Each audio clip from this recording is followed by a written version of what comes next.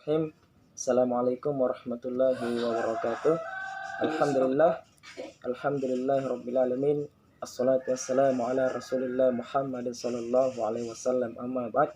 Baik, saya akan membahas materi tentang mekanisme pasar bebas.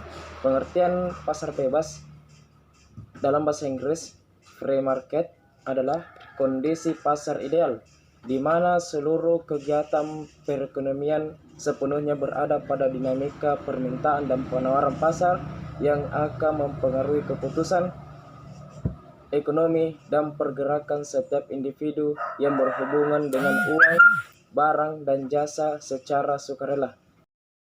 Ciri-ciri pasar bebas yaitu sumber produksi dan alat dapat dimiliki dan diatur oleh seseorang, komunitas, atau perusahaan.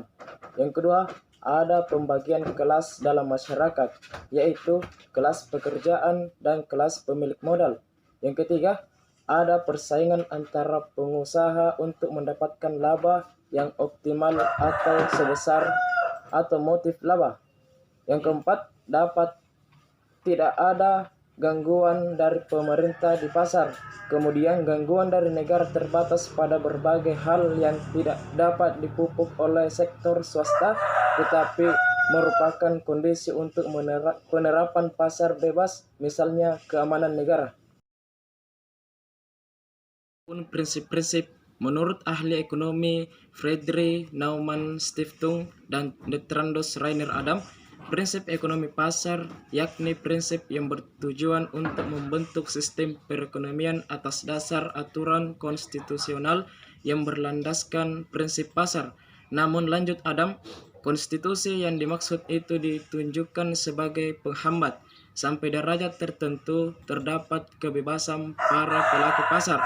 Dalam praktiknya, menurut Rainer Adam, tidak pernah ada sesuatu pasar yang benar-benar bebas mutlak. Hal ini dikarenakan adanya aturan-aturan atau regulasi yang dibuat oleh negara yang tujuannya adalah memaksa pasar untuk tunduk pada regulasi tersebut. Berbagai aturan regulasi yang membatasi pasar itu ada dalam berbagai tingkatan aturan. Pun keuntungan dan kekurangannya pasar bebas. Yang pertama yaitu kelebihan sistem ekonomi pasar bebas. Setiap orang bebas memiliki kekayaan dan sumber daya produksi, kreativitas, dan inisiatif dari masyarakat dapat dikembangkan. Ada persaingan antara produsen yang menghasilkan penciptaan sebagai produk berkualitas, efisien, dan efektif tinggi karena tindakan mereka selalu didasarkan pada prinsip ekonomi. Yang kedua, kekurangan sistem ekonomi pasar bebas. Terjadinya eksploitasi terdapat masyarakat yang ekonominya lemah oleh mereka yang memiliki ekonomi kuat. Ini dapat mengarah pada monopoli yang dapat membahayakan masyarakat. Munculnya kesenjangan ekonomi antar kelompok ekonomi yang kuat dan ekonomi yang lemah. Adapun relevansi dengan kondisi saat ini di masa COVID-19, Indonesia memiliki tantangan utama di industri perdagangan global. Tantangan tersebut muncul di tengah pandemi corona yang belum diketahui ujungnya ini, yaitu Kasubdit Agro Direktorat Pengembangan Ekspor Kementerian Perdagangan Mila Karmila Bishir menjelaskan, tantangan pertama adalah perubahan perilaku konsumen dan pola perdagangan global. Mengingat pandemi ini membuat sikap konsumen lebih selektif akan keamanan pangan dan higienitas menjadi prioritas, serta pandemi ini juga membuat sistem perdagangan harus bertransformasi dalam ekosistem digital. Yang kedua, proteksionisme perdagangan dan meningkatnya hambatan perdagangan, diantaranya pemberlakuan tarif oleh negara mitra dagang, kewajiban lisensi impor dari negara mitra dagang, dan sustainable issues yang mana produk ekspor harus bersifat ramah lingkungan. Di tengah pandemi ini, perdagangan global juga diwarnai aksi proteksionisme antar mitra dagang. Ini akan menjadi tantangan yang harus dicarikan solusinya. Kemudian perundingan kerja sama perdagangan menjadi sulit diselesaikan, padahal adanya perundingan yang baik memungkinkan untuk meningkatkan arus investasi, membuka pasar untuk produk baru, dan mengurangi hambatan perdagangan baik berupa eliminasi tarif atau pengurangan hambatan non-tarif. Materi yang kedua yaitu teori nilai. Teori nilai membahas dua masalah, yaitu masalah etika dan estetika. Etika membahas tentang baik buruknya tingkah laku manusia, sedangkan estetika membahas mengenai keindahan. Ringkasnya, dalam pembahasan teori nilai ini bukanlah membahas tentang nilai kebenaran, walaupun kebenaran itu adalah nilai juga. Pengertian nilai itu adalah harga, di mana sesuatu mempunyai nilai karena dia mempunyai harga, atau sesuatu untuk mempunyai harga karena ia mempunyai nilai. Dan oleh karena itu, nilai sesuatu yang sama belum tentu mempunyai harga yang sama pula, karena penilaian seseorang terhadap sesuatu yang sama itu biasanya berlainan. Bahkan ada yang tidak memberikan nilai terhadap sesuatu itu karena ia tidak berharga baginya, tetapi mungkin bagi orang lain malah mempunyai nilai yang sangat tinggi karena itu sangatlah berharga baginya. Penjelasan dari etika tersebut. Etika berasal dari bahasa Yunani, yaitu kata ethos, yang berarti adat kebiasaan, tetapi ada yang memakai istilah lain yaitu moral, dari bahasa Latin yakni jamak, dari kata nos yang berarti adat kebiasaan juga. Akan tetapi pengertian etika dan moral ini memiliki perbedaan satu sama lainnya.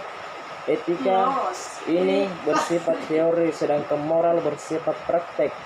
Etika mempersoalkan bagaimana semestinya manusia bertindak, sedangkan moral mempersoalkan bagaimana semestinya tindakan manusia itu. Etika hanya mempertimbangkan tentang baik dan buruk suatu hal dan harus berlaku umum.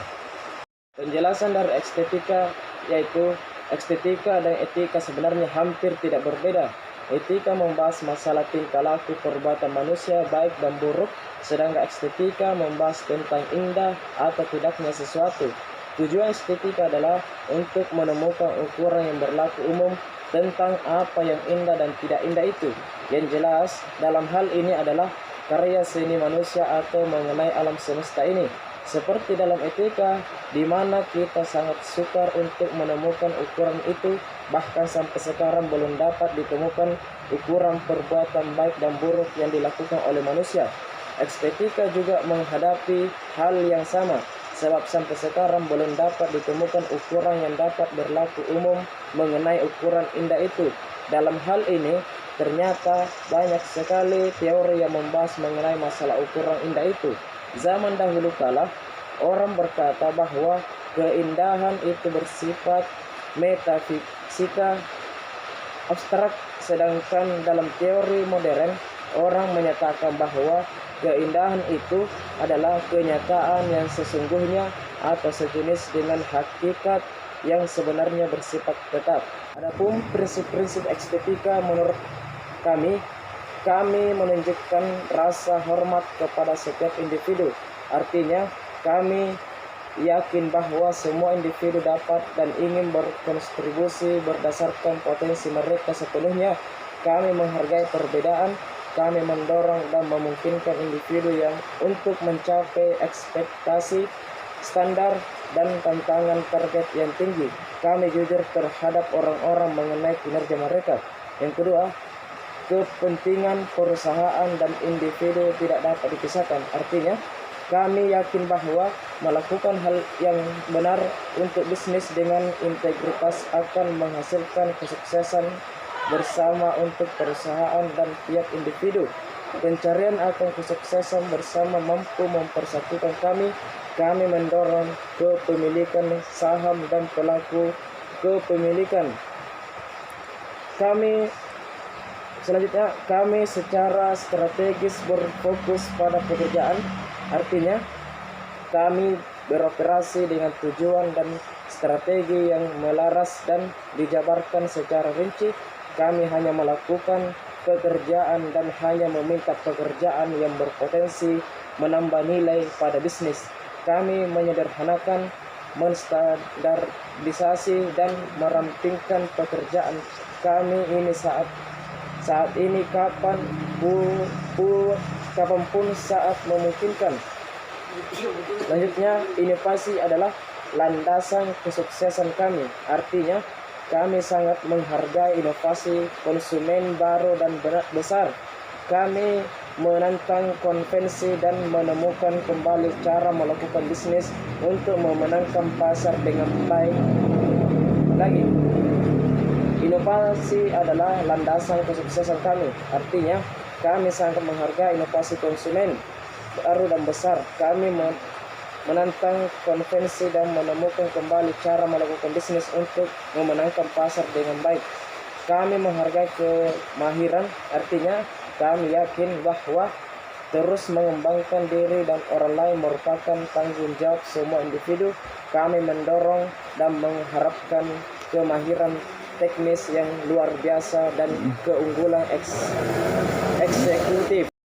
Adapun keuntungan dan kekurangannya dalam teori, kelemahan dan kelebihan teori klasik ini, adapun kelebihannya adalah masyarakat atau rakyat bisa lebih kreatif dalam mengembangkan perekonomiannya karena mereka ini dituntut untuk berproduksi jika ingin hidup dengan sejahtera. Kemudian distribusi dan produksi mereka lebih efisien karena tidak serumit jika itu dilakukan oleh pemerintah.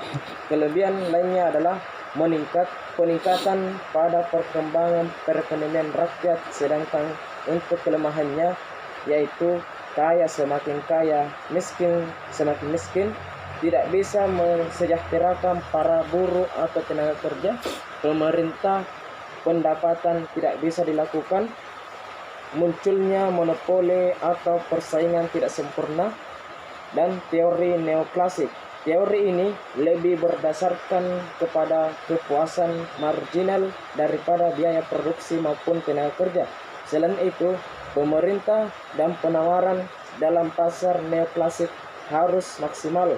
Di dalam teori neoklasik ini ada yang namanya hak kepemilikan. Hak kepemilikan adalah hak kepemilikan menggunakan menguasai kekuasaan. Nilai relevansinya terhadap teori nilai, yaitu relevansi nilai merupakan pelaporan angka-angka akuntansi yang memiliki suatu model prediksi berkaitan dengan nilai-nilai pasar sekuritas. Konsep relevansi ini bernilai tidak lepas dari kriteria relevan. Jika jumlah yang disajikan dapat mencerminkan informasi yang relevan dengan penilaian suatu perusahaan. Sekian pemaparan materi yang bisa saya sampaikan. Semoga bermanfaat bagi kita semua. Assalamualaikum warahmatullahi wabarakatuh.